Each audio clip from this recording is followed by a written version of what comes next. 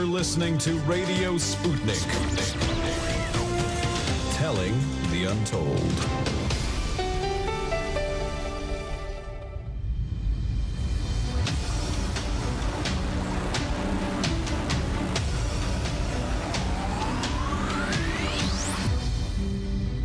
And we are live from America and just outside the Matrix.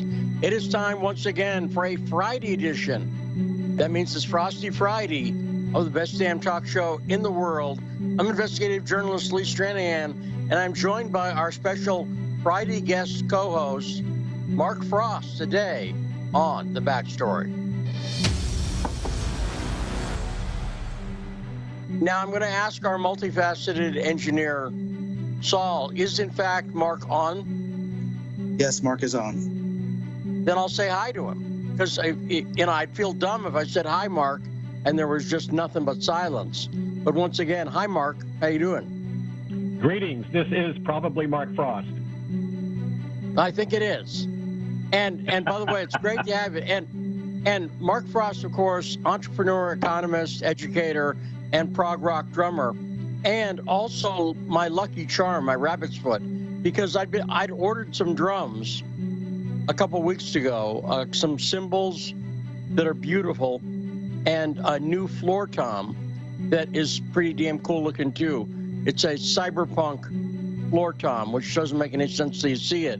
Then you'll go, yep, that's what it is. But it's a beautiful drum, and I was expecting it because they're sending it from Quebec, Canada, Mark, which I think is Canada's an appropriate place to get drums. But the company up there is in Quebec, and I thought I was getting it Tuesday, but because it's Frosty Friday, the postman came today, and I sent you video earlier of my gorgeous new drum, right? You saw that. I did. I loved it. And it's great, and I've already got it hooked into my set, and I've got nice, I'm triggering electronic sounds, which means real drums that were sampled. In many cases, drums from famous drummers. Like I have Neil Peart's entire drum set from the prog rock trio, Canadian power trio, Rush. They sampled his drum set, and I actually have that on my computer. So I can trigger Neil's drums. Does that make sense? It completely makes sense. I have an electric kit myself. And they sound pretty good. Neil's drums, I gotta say, Neil has nice sounding drums. So there we go. But anyway, I was banging around on that earlier. That was fun. But it's great to have Mark Frost here. And really, that could be the extent of the drummer talk. We got lots of economist talk today, and how an economist sees the world. We'll be talking to Mark Frost about that. And we'll be talking about this stupid report from the Global Engagement Center at the State Department today. Aside from our guest, in the first hour, we've got the great Scott Ritter, former UN's weapons inspector, U.S. Marine, and always great analysis from Scott Ritter. He'll be joining us in the first hour. In the second hour, Andrew Arthur from the Center for Immigration Studies. We'll be talking about that. And because Mark Frost is on, we'll be looking at it with an economist's brain. We're not removing your brain, Mark. Don't worry. You can keep it in your head. That's fine. That and more, and your calls, 202-521-1320 on The Backstory.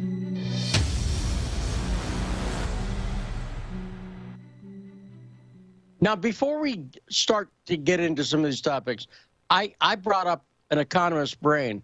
How would you define that, Mark? I know I said it, so I'm asking you to define something that I said.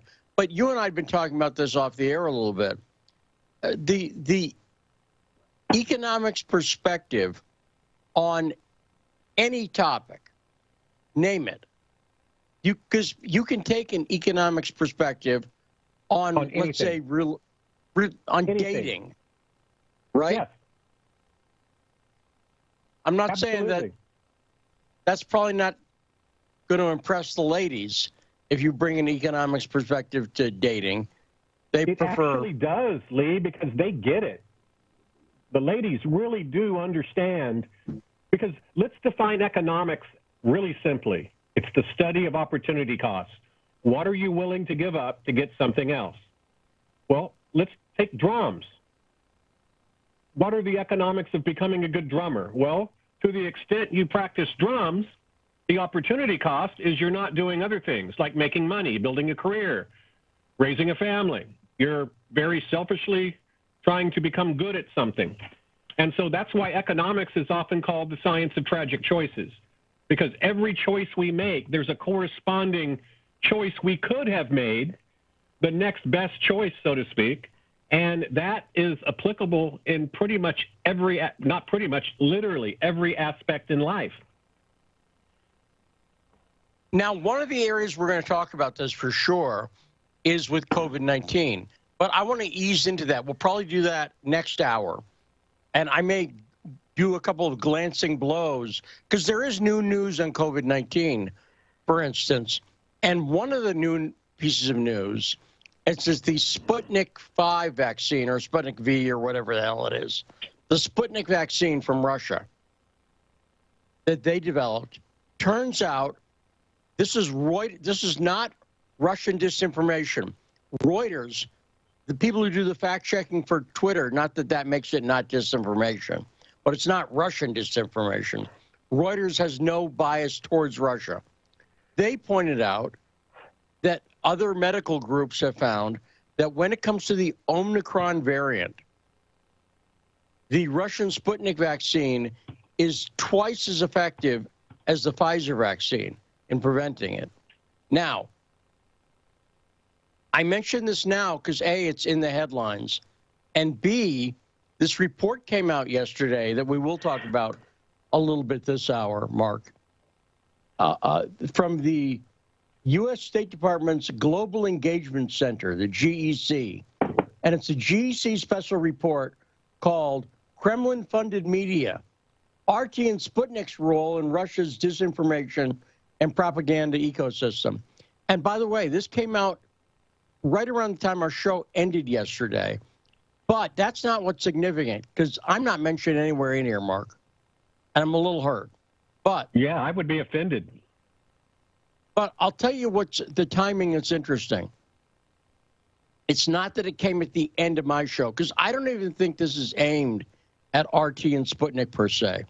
This came out literally the day before Antony Blinken, our Secretary of State, was set to meet Sergei Lavrov, the foreign minister from Russia. You follow me?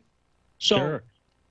This very provocative report, and I'll talk about why it's provocative in a second.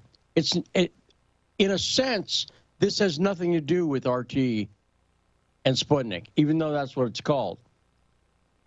What they're calling misinformation, disinformation, are things that I know for sure Lavrov and Blinken were going to be talking about. So in other words, I'm going to argue that this report coming out was actually an attack, a preemptive attack on that process.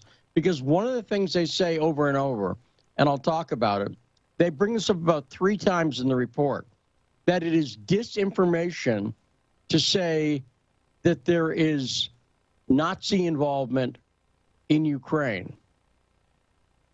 Now, I will dispute that factually, but this is actually a point that Russia is making and has made. And this report lies about it. I don't know how else to say it. The U.S. government, I know it's a shock to you, Mark, that the U.S. government would lie. But shocked.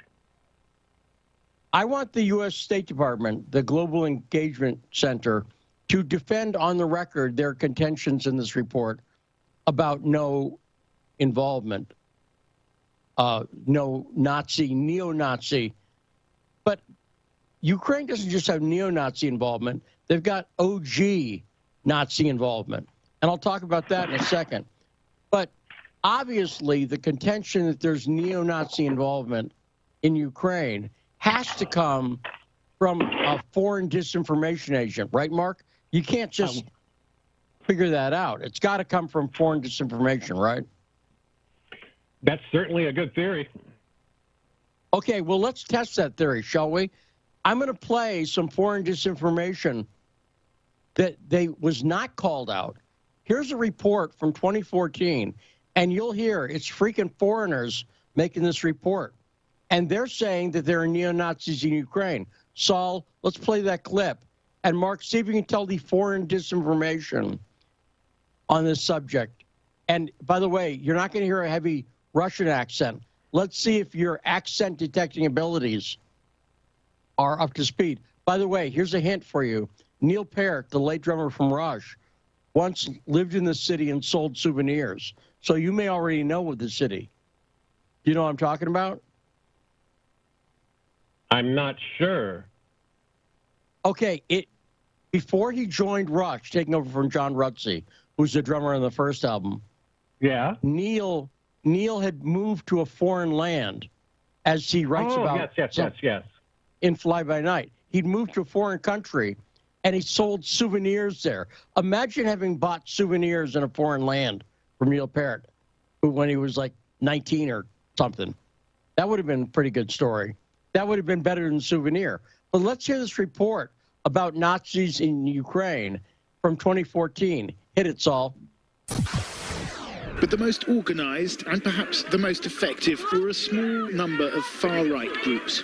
When it came to confrontations with the police, it was often the nationalists who were the loudest and the most violent. A group calling itself the Right Sector is perhaps the largest. Its members can be seen marching around Kiev in columns of about a dozen. Mostly they carry baseball bats. Sometimes they carry guns. Now, Mark, can you guess what foreign land that report came from in 2014? I don't even have to guess. London.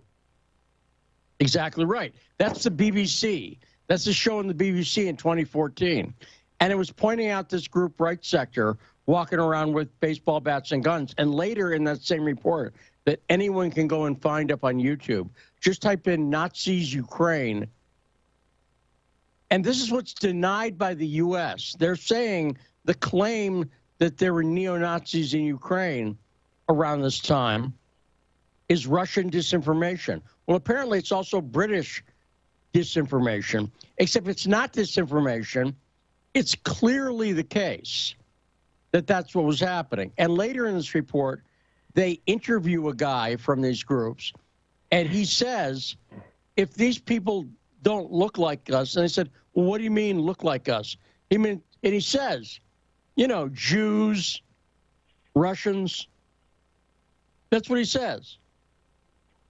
So that's kind of neo-Nazi sounding, or OG Nazi sounding. Mark, that's right? Yeah, I mean, that's the stereotype, right?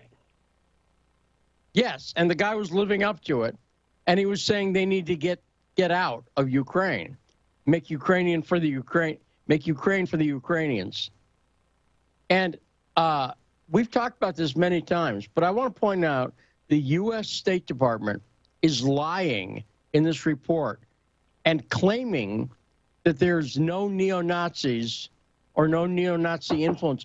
By the way, I pointed out earlier, guys were deported from Ukraine a year or so ago. They'd come from San Diego, and they did not go for the surfing. These guys from San Diego had gone over to Ukraine to train with the neo-Nazis. They were neo-Nazis from here. There's a group called the Rise Above movement. It's a white nationalist in Southern California. The Rise Above movement, and I know that because it was a punk song too. But the Rise Above movement went to Ukraine to train. And by the way, they went to Ukraine to train because there are neo-Nazis there. And this has all been established. So, Mark, why would this, and by the way, what the State Department's saying, imagine how this may seem to Sergei Lavrov or the Russian side when they see the U.S. blatantly saying this thing that everyone knows is true. Right Sector, by the way, is running things in the eastern part of the Donbass region. That's known. But imagine how this looks to Russia when the night before meetings with the Secretary of State, the U.S. State Department puts out this report. Well, I'm asking you to guess, but go ahead. Guess how this would look. Guess how it would look? Yeah. Well, I think it's going to look. I think it's going to try to paint one side as just conspiracy theory crazy. Yes. And that would be us. That would be our side. That would be the nation that we were born in and love, the United States. And it is shameful.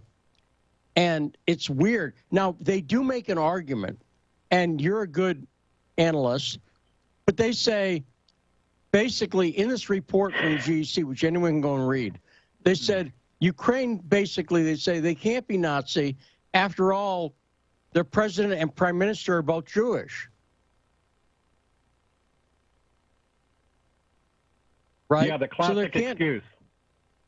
There can't have been neo-Nazi involvement in 2014 because the Netflix comedian who's in charge of the country now, who's our puppet, is Jewish. That's a weird argument, isn't it? Well, it is, especially since Hitler had Jewish bankers, right? So, I mean, a lot of people don't realize that. Hitler was financed in the early days by Swiss and German banking interests, many, if not most, who were Jewish, because at the time, the big worry was the Bolsheviks, the communism. And right. In the great book, Hitler's Secret Bankers, there's a great quote in there where I forgot the guy's name, it was one of the bank presidents said, I think we can do business with Hitler, meaning Hitler's a better bet to go with than these crazy communists. Right. And I can't really argue that point in a sense that, the communists, I have my problems with the communism, obviously. Not a communist. But no, I'm as anti-communist as they come. You'll never meet a bigger anti-communist than me, ever. Well, it's possible I will. It's possible. You might meet one equal to me, but you could never meet one. You could never meet a human being more anti-communist than me. You could meet somebody like me, but I'm as anti-communist as they come. It's a failed, horrible system. I've done lots of business in Russia. I don't even know if you know about this, Lee. I've done a lot of business in Russia. I was in the ATM business for a long time, right? The ATM logistics, right. cash machines. Well, Russia is a very complex logistical nightmare to traverse if you're a banker, if you're a cash banker. 11 time zones. Some of the ATMs are in obscure places. The road system isn't in some of the locations outside of the large cities. In some of the what we would call villages, Litter Barrel, Texas, and those kind of little small cities. It's a nightmare. So I did a fair amount of consulting business at Spurbank, and I think they're still using some of my code that I sold them. So I've been to Russia several times, and I don't know if you know this. I took a trains, hitchhiking, and buses. No planes whatsoever. All ground transportation, or hitchhiking, or walking, or whatever. But I took a train from ground transportation from London, England, to Singapore, and I took the northern route, which went through the tunnel to Paris. Then it went through the Low Countries. And then it went through Warsaw in Poland, and then I went straight through Moscow and just straight east through Russia. And then I went down south toward Lake Baikal, and I spent quite a lot of time in Russia. I didn't have any advanced plans in terms of hotels and things like that. And I got to know the Russian people, the Mongolian people, a lot of Chinese people, on an intimate street level basis, just from traveling around there, because I wasn't in the tourist traps. I wasn't in the airport, so to speak. One of the best experiences of my life. So I feel like I understand, for someone who's not Russian and didn't grow up there, I feel like I understand Russian people better than most Americans. And I have a passion for history, of which one of my specialties is World War II economic history. And there we go. And I want to talk about your train experience and the economics of trains. And I also want to talk about an article you sent me. It was in the Washington Post. Sure. That analyzed Vladimir Putin from an economic, and I will also say a psychologizing perspective. But before we get to that, I want to get to one of our great callers, Tarif in Louisiana, 202-521-1320. Hey, Tarif, what's on your mind today?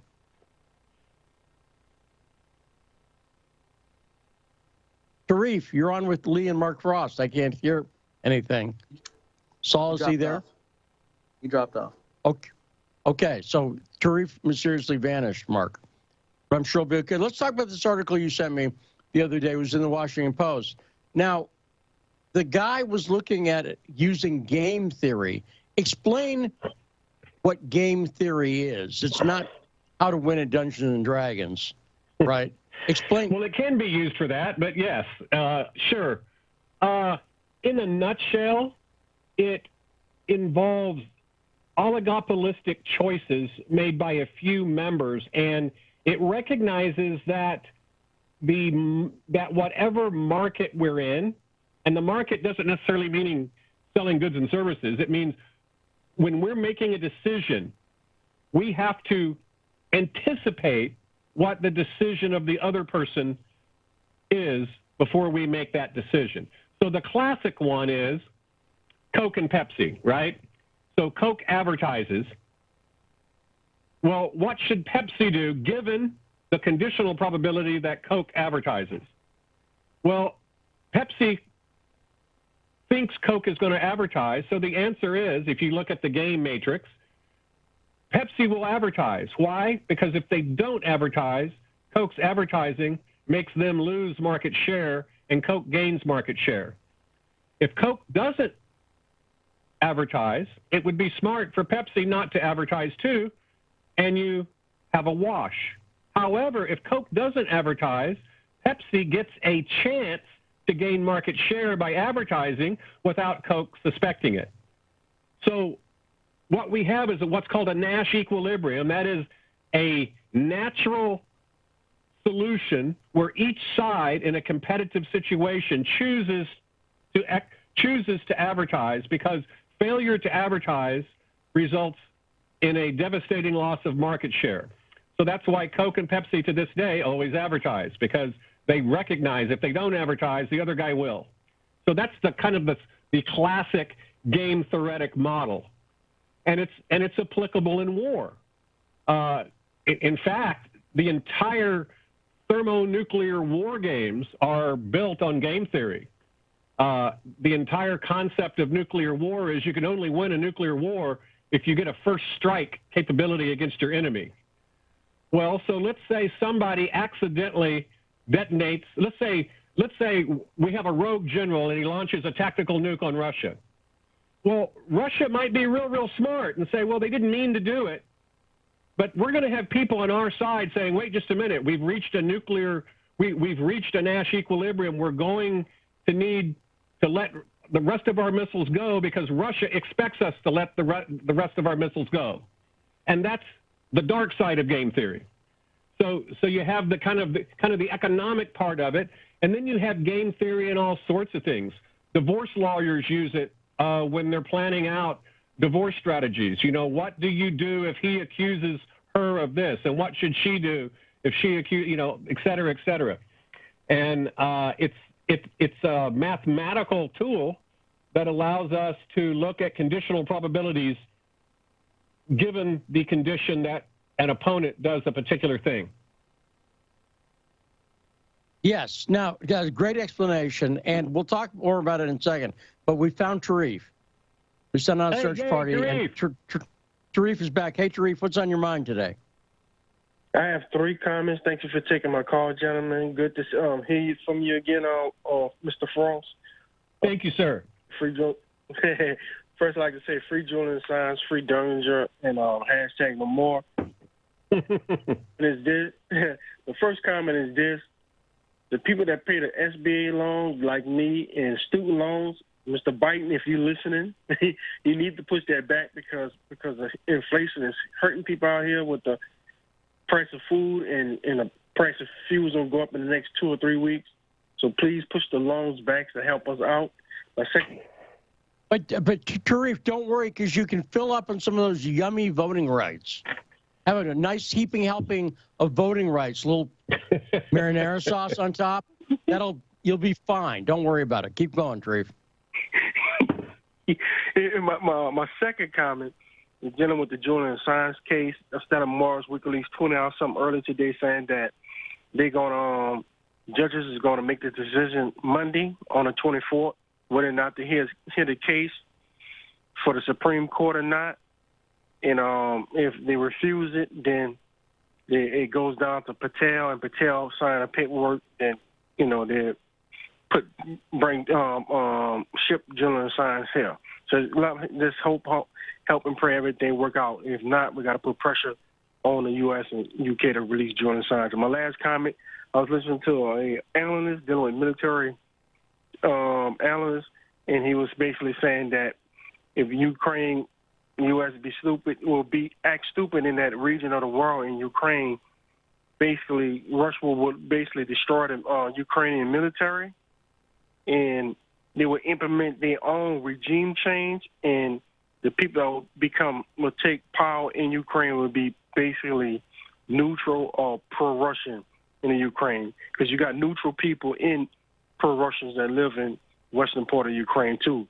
It's not just Bandera people running around thinking that they control stuff. You have other Ukrainians that want to be with peace with Russia. So, NATO won't be able to do anything about it. Yeah, that's all I wanted. Yeah, no, great comments, Tarif, as usual. And just only because we're short on time, Mark, I want to go back to this Post article. Thanks for the call, Tarif. Great call as usual, and good points about Ukraine. But one of the things that was interesting about this Washington Post article, this guy is an economist who wrote it, right? Professor of economics. Yes, from the Chicago School. And what I thought was interesting, look, if your premises in an argument are faulty, then you're not going to be able to reach good conclusions. And I thought he was very faulty in his analysis of Putin. Even though he was applying game theory to it, that wasn't the problem. The problem, he was starting from the assumption, for instance, that Vladimir Putin wants to invade Ukraine. And I've seen no evidence that Vladimir Putin wants to invade Ukraine at all, including the troops that are over 100 miles from the Ukrainian border. That's not close to the Ukrainian border. In fact, I tested it. Would you say Orlando, Florida, this is testing geography, if troops were in Orlando, Florida, would you say they're right on the border of Jackson, Mississippi? Of course they are, yeah. Well, only if you're on a bullet train, maybe. Well, but no, that's how... I mean, from a military perspective, of course they are. And I have a little bit of a different take on that if you want to hear it. I do. Maybe we can get to it with Scott Ritter as well. We got Scott coming up right after this. I'm a big fan of his, by the way. I think he is a go-to person when you feel like you're being gaslighted by the media on a multiple array of topics. So I'm a big fan of his. Looking forward to talking to him. Yeah, that'll be great. That's one of the nice things about having these guest hosts we've been doing, is it's really nice to get people I like and like having on the show as guests together, if that makes sense. We had a great show yesterday. We had Carter Laren on with Kim Iverson and Carmine Sabia on with Ted Rawl. It was great. It's like a party. I don't know how to put it. It's like a nice dinner party. You know what I'm saying? Where you go, here's this person, here's this person. So when we come back, Mark, I'll introduce you to Scott Ritter, and we'll talk to him. And I think where you're going with this, and let's talk about that. We got more coming up right after this on The Backstory.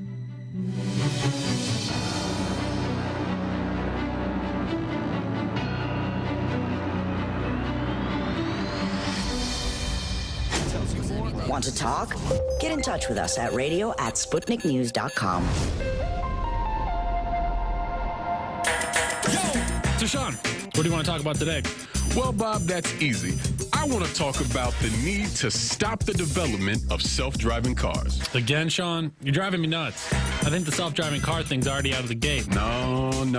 It's never too late. See, now the leading experts in the field, I mean, just pick one, whichever one, leading experts have repeatedly warned us about the dangers of artificial intelligence. Look, I'm telling you, man, we have to stop the robots by any means necessary. I see what you did there. Yep. Tune into our show By Any Means Necessary daily from 2 to 4 p.m. Eastern Time on Radio Sputnik. And don't forget to call in at 3:20 p.m. to our studio number 202-521-1320. And if you miss us live, check us out on SputnikNews.com, Spreaker, iTunes, iHeartRadio, Spotify, or wherever you listen to podcasts and stay up to date on the latest political, social, and economic movements shaping the world around us. Feeling kind of blue, but maybe also kind of red, and kind of purple, and kind of alone? You've got a friend on Radio Sputnik. Tune into Political Misfits from 12 to 2 Eastern Time, Monday through Friday, for news, politics, and culture without the two-party bias. Catch us daily on 105.5 in Washington, D.C., or 102.9 or 104.7 in Kansas City. Or find us on Twitter, Facebook, YouTube, Spotify, or wherever you get your news. Are you bored? Are you lonely? Do you need a hug? Well, we can't give you that, but we can keep you up to date on Radio Sputnik.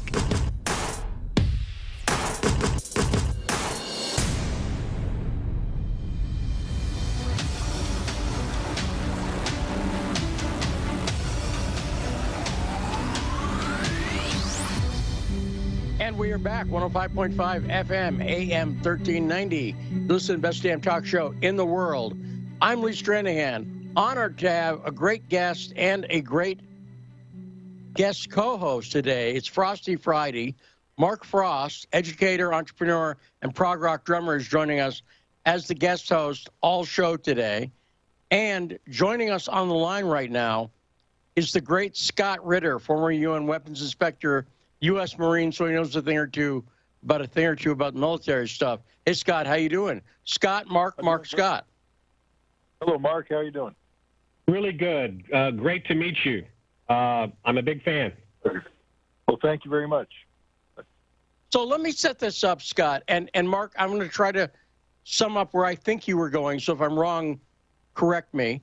And then we'll go to Scott for comments, and then we'll throw it to you. But first, the first premise I want to lay down here is I think what's going on with Ukraine right now is as much a propaganda war by the U.S. It is a full-scale, full-spectrum propaganda war because they know that most of the American public does not want to see the U.S. engaged in wars, particularly over a country that most U.S. citizens don't know a damn thing about and don't see as having anything to do with us, Ukraine. And so they're having to cushion the blow by trying to soften the ground to prepare the public for war. That's part of what I think is going on. And part of that is they keep referring to Russia having amassed troops right at the Ukrainian border. Now, Mark, where I think you were going is the troops being in Yelnya, which is where they are, which is over 100 miles from the Ukrainian border, militarily is effectively on the border. But I'm going to say something about that, if that's where you're going. That because this is a propaganda war, that's not the way it's been couched. For instance, if I'd heard the media over and over saying Russia has troops within striking distance of Ukraine, or Russia has troops that can be deployed in a matter of hours to Ukraine, that would be much more accurate. And I think that's important because instead what they've said is that they're amassed at the border. Whatever you want to call 100 miles, I think striking distance may be valid. Militarily, within, you can deploy there in a matter of hours. but they keep saying, literally, politicians and the media keep saying the troops are amassed at the border. And this is not at the border, whatever you want to call it. So I don't know. Was that broadly you're saying militarily? Is that where you were headed with that, Mark? Because way to go to a break. Yeah, roughly. You know, what I don't like about most of the media and most Americans, they don't grasp that Russia has been invaded by Western Europe or the West 3 times. And Russia has not invaded the West 3 times. And when you travel through Russia, like I did, what I found was how American-like in the personality a lot of Russians are. They're kind of individualistic. They're skeptical of government, but they're patriotic and they're nationalistic, and they tend to be Christian, and they're very friendly and very hospitable.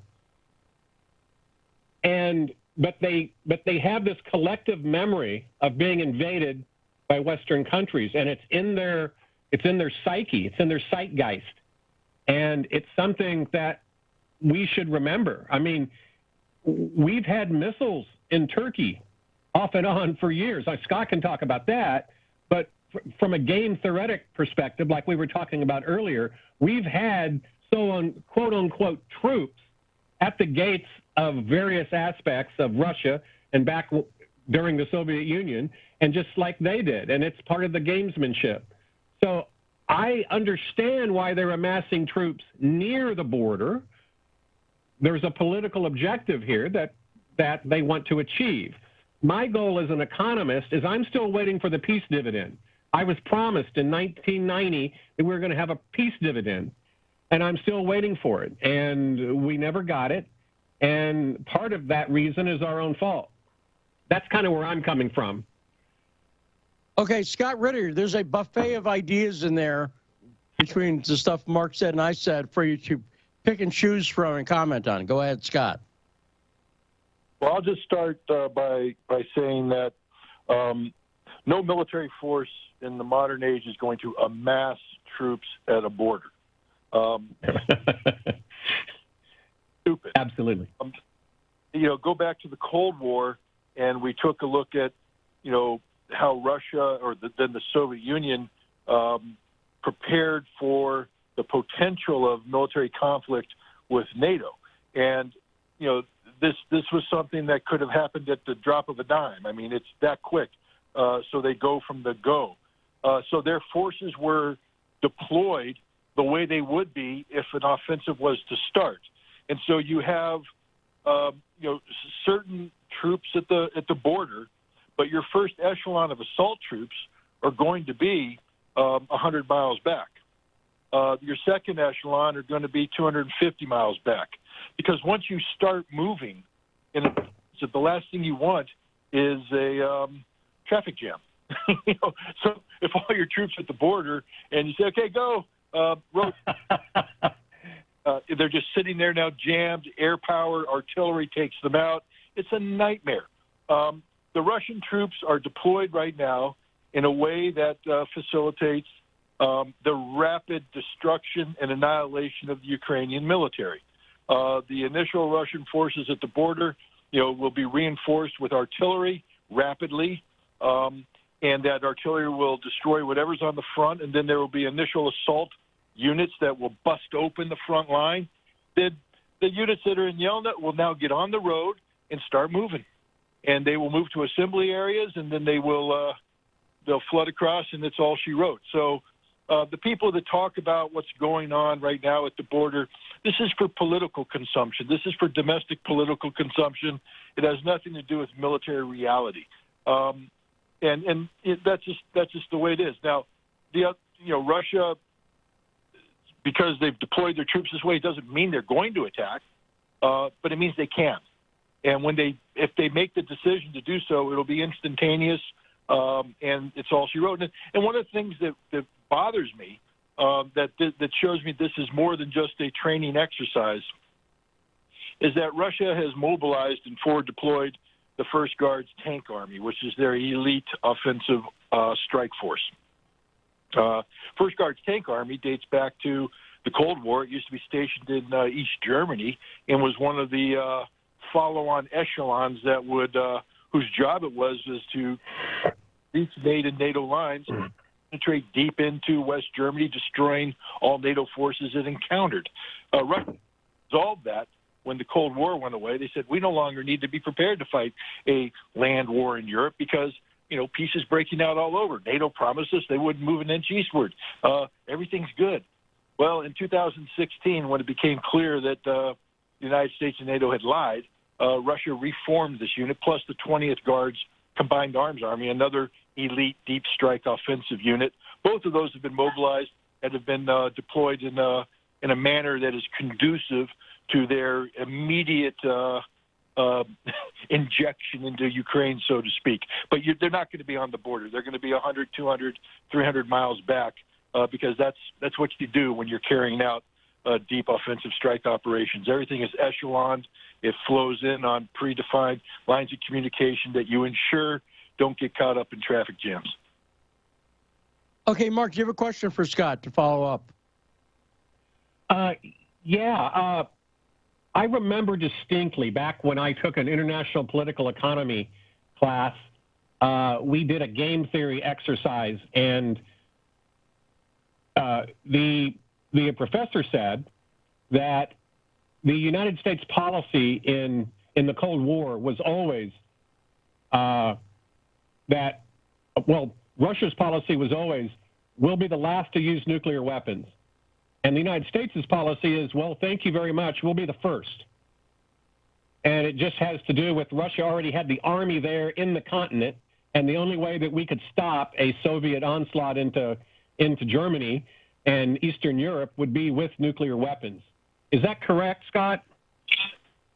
That was correct up until a point, because the one thing that that happened, Germany woke up to the fact that they sat there and said, "Okay, what is your what's your nuclear fire plan?" I mean, you have a fire plan, and we went, "Well, we're going to nuke here for soil."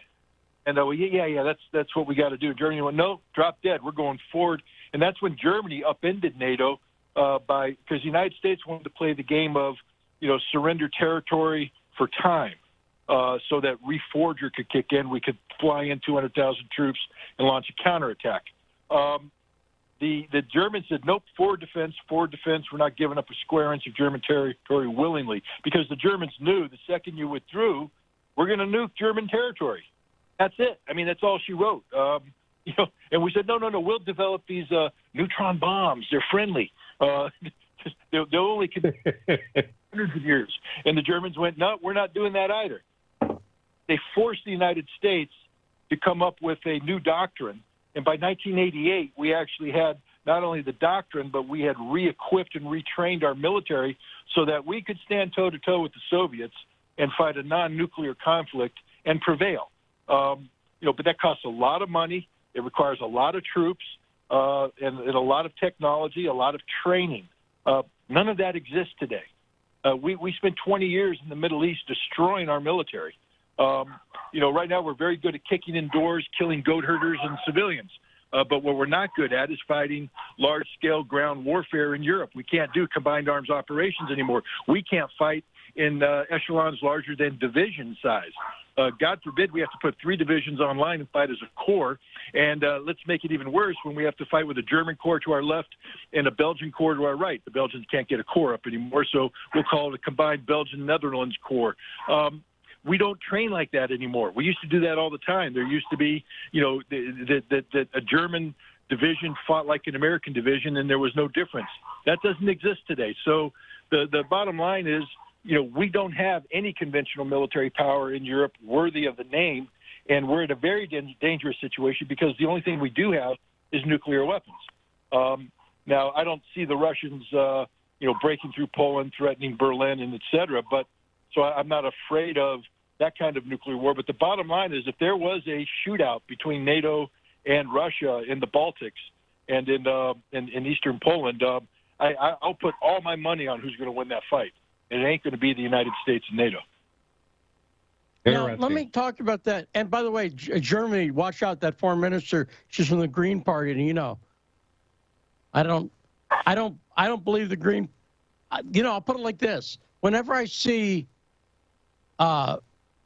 aggressive military stuff, a lot of times it does seem to come from the left. I'll say that as a general rule of thumb. So I'm not heartened by the fact a Green is over there who's already expressed a lot of animosity towards Russia and towards any talks at all. But I digress. So let's go and talk about something I hinted at before.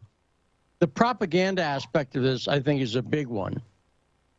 Because the Russians are saying, and I think they're right, that a lot of this goes back to the Euromaidan, 2013 and 2014.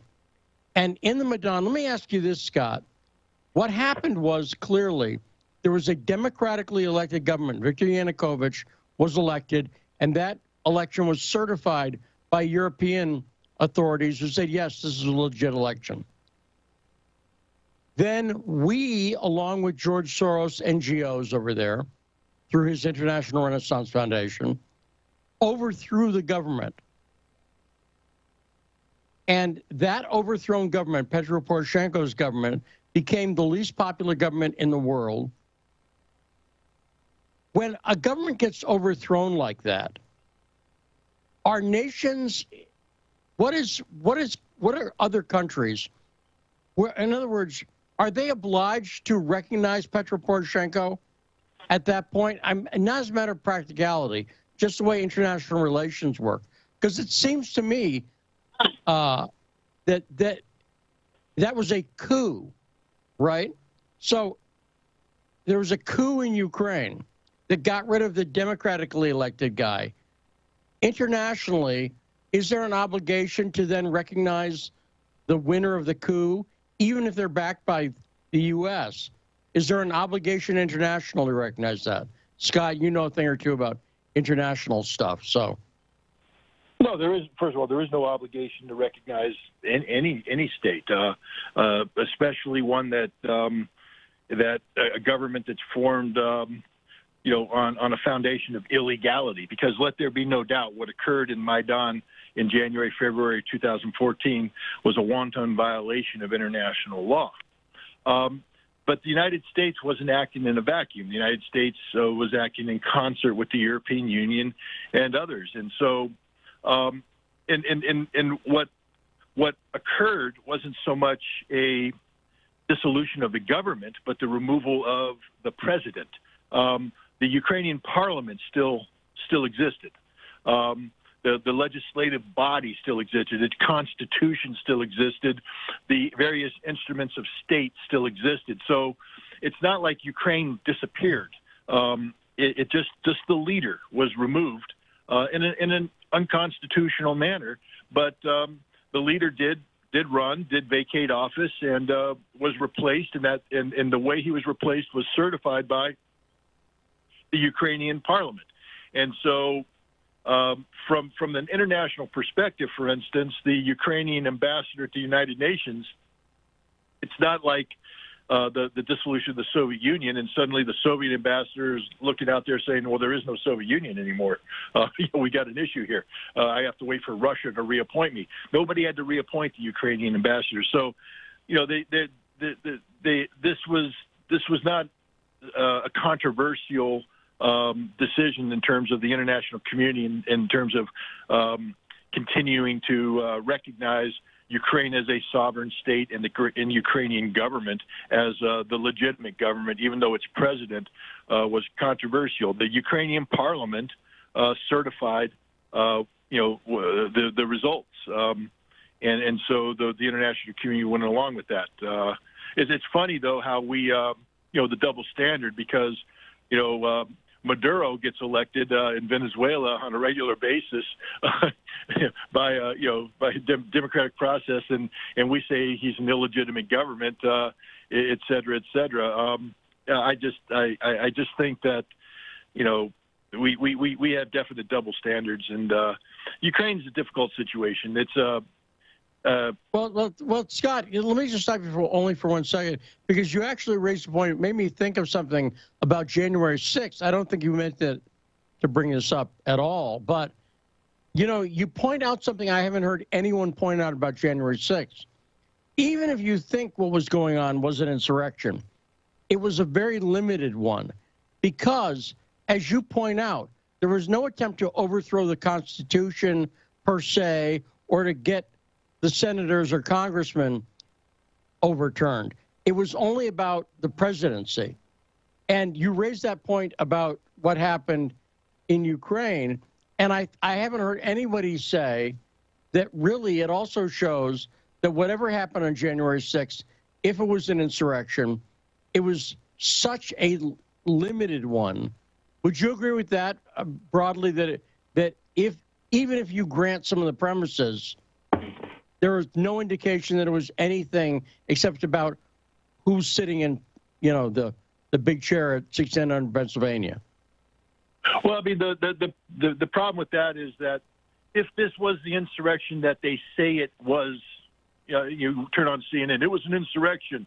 They were gunning for Pelosi. Well, okay, if this was that and they had succeeded, then Nancy Pelosi and almost everybody in Congress would have been killed. And I would say that's an insurrection. That's yes. But that was never going to happen. Nobody intended to make that happen. It wasn't going to happen. This is, an artificial argument. At worst, I call this sedition-like behavior, because at worst they were seeking to disrupt a moment in congressional history where the Electoral College vote was being certified in accordance with constitutional mandate. And so they were seeking to disrupt the normal functioning of government as outlined by the Constitution, and that's sedition.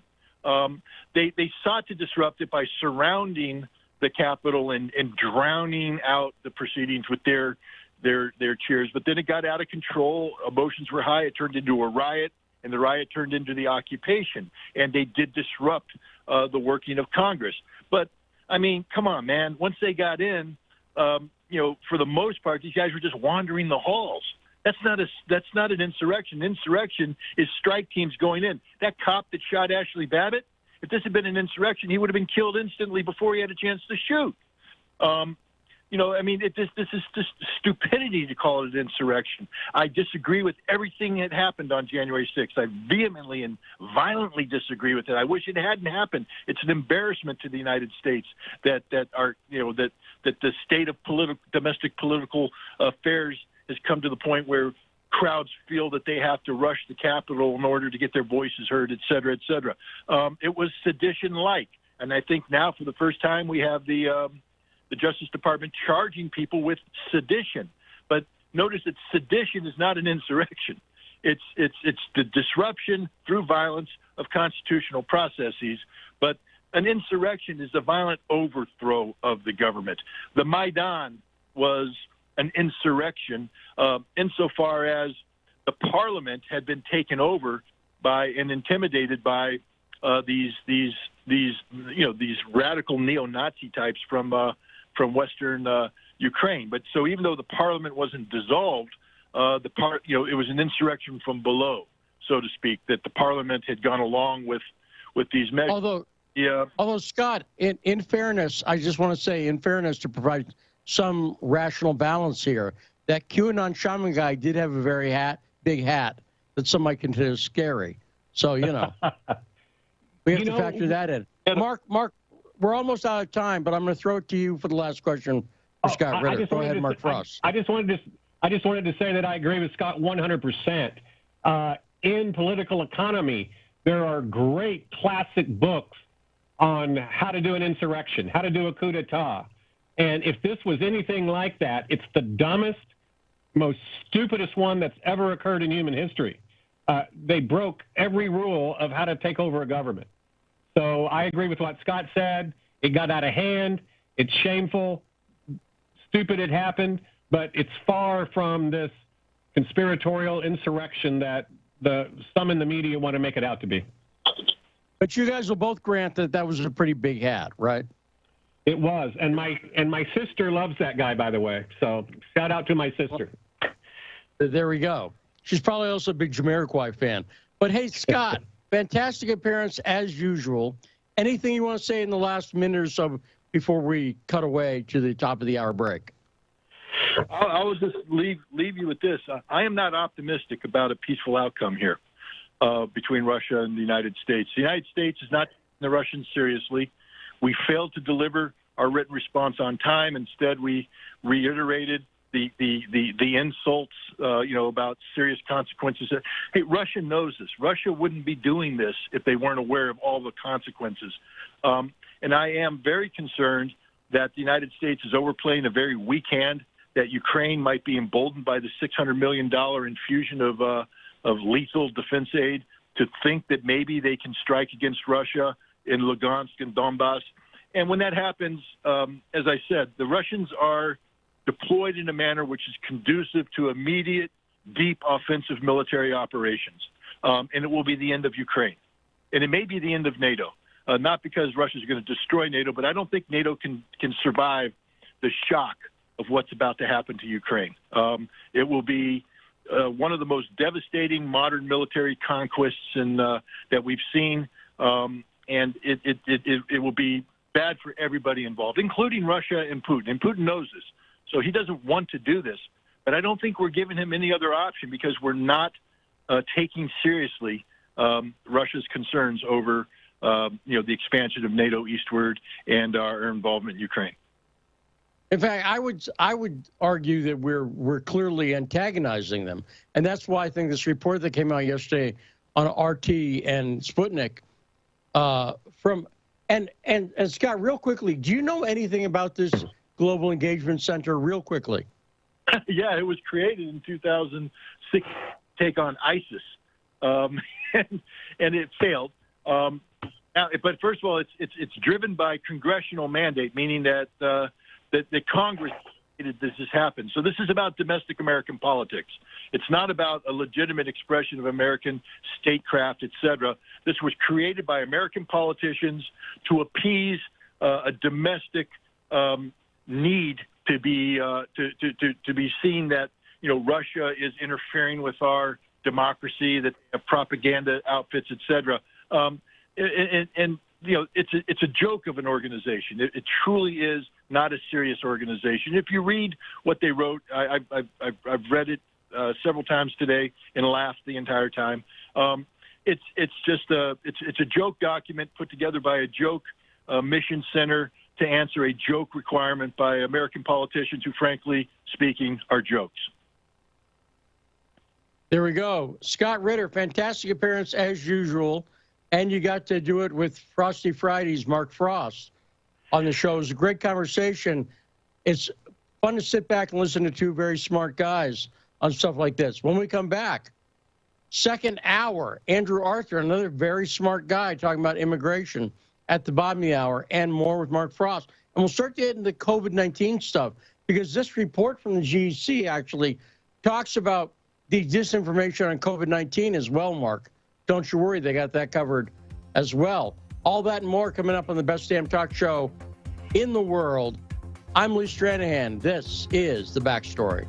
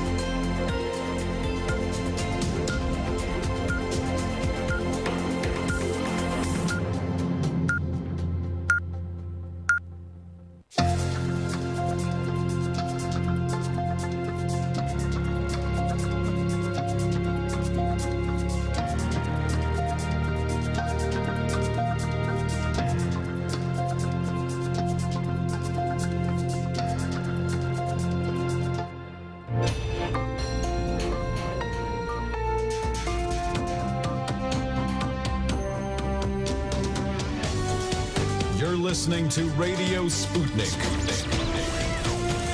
Telling the untold.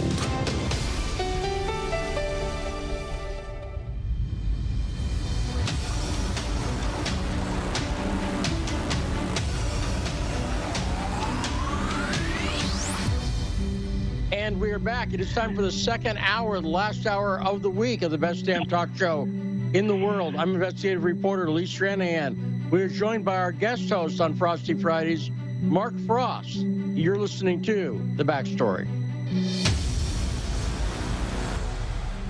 I want to once again thank Scott Ritter. We got Andrew Arthur coming up this hour. And let me just, Mark, I'll let you say the name of the show, Mark, and watch what happens. Go ahead. The Backstory, the best damn radio show. See, as soon as you say the name of the show, you got to say that at the end. Oh, I see. Okay. I'm learning. Right. It's on-the-job training and on the hobby training because you're not getting paid or anything. But we're pleased. And I said before, this is probably at the periphery because I'm 56, Mark, and you're around the same age. I know. Roughly, yeah. Roughly. So probably at the periphery of your consciousness, you remember a TV show format that was happening in the late 60s, early 70s. There were a lot of shows like this, and I think the format needs to come back. It was the format on TV of wandering around a party. I'm going to give you 3 examples. Rowan Martin's Laugh-In. Remember they used to wander around the party holding their drinks. I love that show, and here's a trivia. What super famous actress got her start on that show? Goldie Hawn. Very good. You know your Rowan and Martin. I do. I know it very well. And, by the way, I became Twitter friends with Ruth Buzzy a few years ago. Oh, and wow. that was, oh, wow, is right. It was like, what's going on here? I'm talking to Ruth Buzzy. And I told her the many happy childhood memories I had of watching Rowan Martin's Laugh-In and not understanding it, but enjoying it. But, they would walk around the parties. Now, I'll tell you what else did it. The Dean Martin Show. Remember Dino would walk around a party with his drink in his hand. Remember that? Yes. Uh-huh. And I'll give you the third example would be the Playboy, the Hugh Hefner Show. When Playboy had a TV show in prime time. That one I never saw.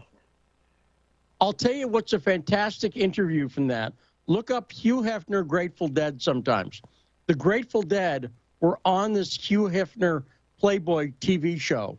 Oh, wow. So picture the Grateful Dead at a Playboy party. And that's what you get. And Hugh Hefner talking to the dead. So there's Bobby and Jerry, and it's a lot of fun. But that format needs to come back.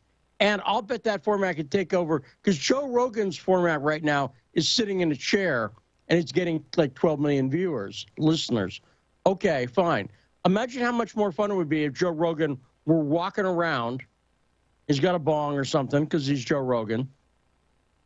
And he's just walking up to people. And that's kind of what the show is like now because having you and Scott Ritter on, I just get to sit back and listen. I don't have a bong or anything because it's not quite that legal in South Dakota yet. It's getting there. But that was a fantastic conversation between you and Scott Ritter, Mark. I really enjoyed it.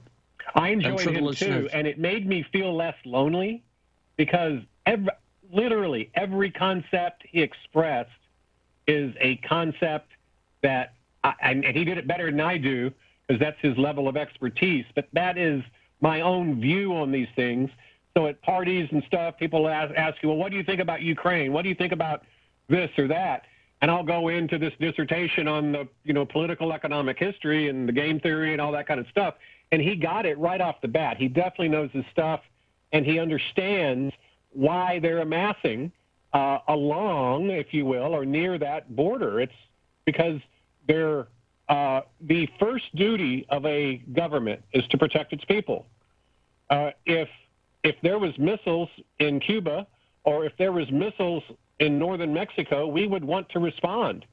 And I think that it started when we got serious about inviting Ukraine to join NATO.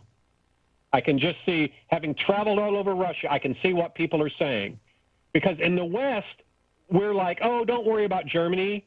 They've changed. They're not going to invade anybody ever again.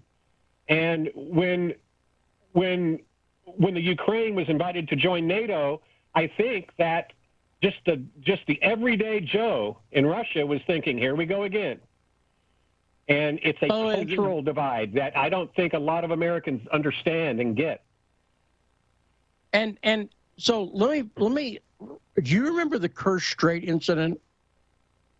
That rings a bell, but I don't remember it offhand. It does ring a bell. Okay. So I think a lot more people in Russia remember the Kerch Strait incident. Almost no one I'm surprised it even rings a bell for you. So I want to remind people what happened. Reads all kinds of history. So here's what happened. A couple of years ago, Petro Poroshenko, who we put into place after the Maidan, was the most unpopular leader on earth. He had a 6% approval rating. And the elections were coming up. And the Kerch Strait, which I knew nothing about till this incident happened, is, it's a strait, between two larger sea bodies. And it was controlled, the Kerch Strait was controlled by Russia, is my recollection. And a Ukrainian boat all of a sudden bursts through the security line that's supposed to, they try to, in straits like that, it's sort of like the equivalent of when you're at the airport going through security. It says they don't just let you run up to the plane. Does that make sense? So yes, this Ukrainian boat went through the Kerch Strait, and the Russians had to respond all of a sudden. And when it was first reported, the Kerch Strait was called Russian aggression against the Ukrainian ship. Very quickly, within a couple of days, because there was video of what had happened. What had happened was, it was obvious the aggression was on Ukraine's part. And what it turned out, and this all came out within about 3 or 4 days, is that Petro Poroshenko was trying to create an incident with Russia to bolster his popularity so he'd win the election. You follow me? So sure. He literally created an incident that very quickly the truth came out. I don't think he anticipated the truth coming out as quickly. And you could see it even in the West. We weren't defending what Ukraine did after. We were at first calling it Russian aggression and everything else. But after about 3 days, the U.S. backed off. And what I heard from people in Ukraine at the time was the U.S. said to Poroshenko, we're not backing you on this one. Got it? We're not backing you. We see what you did here. We're not going to back it. So what I'm saying is there's a history of Ukraine creating incidents, the leadership, in order to do things like try to win elections, creating incidents with Russia. Now, had Ukraine been a NATO ally, then the other NATO allies would have been under an obligation to defend Ukraine. Yes. It's not an option. If you're in NATO and you're attacked, the other NATO countries are supposed to spring to your defense. And I can see where other NATO countries may also look at incidents like the Kerch Strait one and go, we can't back you. We don't want you in our little club because we don't want to have to come out and defend you if what you're doing is ginning up incidents. Does that make sense? Yes, because a similar incident happened with Georgia in, I think it was 2008. Is that right? Roughly around there. The U.S. didn't give them a formal green light, but they did attack, and they got sent whippering back home. But yes, it makes complete sense because the whole purpose of an alliance, the reason for NATO was we live and die together, and it prevents an enemy from a game theoretic perspective from going in and dissolving you from within. And so it says an attack on any of us is an attack on all of us. And its Achilles heel is that there better be some real, not just imagined, skin in the game in that agreement. And I think Trump was the first president to point out that NATO, Trump, I don't think he killed NATO, but Trump certainly pointed out that there's a lot of infighting within NATO, that the purpose for NATO even existing doesn't really exist anymore. Yeah, the Soviet Union was broken up, and so that was the ostensive reason for NATO for a long time. And as I said, when I was reporting on Russiagate, the Atlantic Council shows up everywhere in that narrative. People from the Atlantic Council, because it's all information warfare. Now, speaking of information warfare, I mentioned that the State Department's GEC, which is the Global Engagement Center, which Scott Ritter does not have a lot of respect for, has this new report that came out yesterday called Kremlin-Funded Media, RT and Sputnik's Role in Russia's Disinformation and Propaganda Ecosystem. And I'm going to point out that this report also came out. See, I'm going to say that I don't take this report as so much as an attack on RT and Sputnik, even though it seemed that's the obvious thing it is. Oh, it's an attack on RT and Sputnik. Kind of. But really what it is, it's an attack on certain other things in the news and in the narratives. I talked about one of them already, this meeting between Lavrov and our Secretary of State, Antony Blinken, that happened today. It's interesting that this came out the day before, and they're trying to attack the idea that there is neo-Nazi involvement in Ukraine because they don't want people to realize that we might be backing neo-Nazis, which we are, by the way. The U.S., and I've talked about this, we know for sure that John McCain and Lindsey Graham, 2016, January 1st, they were in Kiev. And that's the date that every January 1st, they do the Tiki Torch March. The followers of Stefan Bandera, who worked with the Nazis, with the OUNB and the OUN, the Ukrainian Insurgents Army. And anybody can look up this history. Look up the Waffen, I believe it was the 14th Division, was a Nazi-trained division with a lot of Ukrainian involvement. And the Banderites were heavily involved in that. Anyone can look that up, but they don't want people to know that. So this is what they're fighting in this report. The other thing is COVID-19. Now, I mentioned before, Mark, that Reuters reported, and this is all over the news, that the Sputnik vaccine from Russia is more effective against Omicron than the Pfizer vaccine. Now, that's, if you're Pfizer, bad for business. Does that make sense? That's not good. Right? Of course not. You don't. So part of what they go after in this GEC report is what they call Russian propaganda on the COVID-19. And they've got a whole section in here. I don't have the exact page number, but I'm looking at the report right now. But they have a whole section in here talking about, let me find the name of it. They talk about the reporting that RT and Sputnik have done. And one of the things that they criticize, and this is right in the report, I'm not making this up. Now think about this, Mark. They don't present any actual disinformation. They don't say that, you know, RT and Sputnik have claimed that it's all a pandemic, that there's no such thing as COVID-19, because we've never done that. In fact, we got this, when I was co-host of Fault Lines, we got criticism from some people for not being hard enough on it initially. And we've still never come out and said that. By the way, I saw Joe Rogan had a show recently. It was talking about the Great Reset. And one of the things that's interesting about it is Joe Rogan says in the clip you can find out there, he does not think that the Great Resets happen the way a lot of people are. But you know what? He's going to be criticized for even talking about it. Not for questioning it, for even talking about it. And what I'm about to talk about here is another example of that.